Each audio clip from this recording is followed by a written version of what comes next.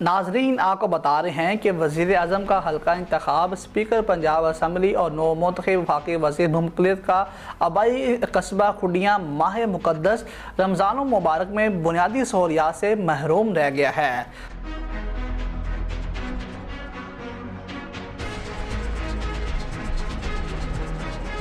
سستا رمضان بازار نہ سبسڈی یوٹیلٹی سٹور بھی خالی ہیں، شہری جو ہیں وہ سستی اشیاء خود و نوش بھی نہ خرید سکے۔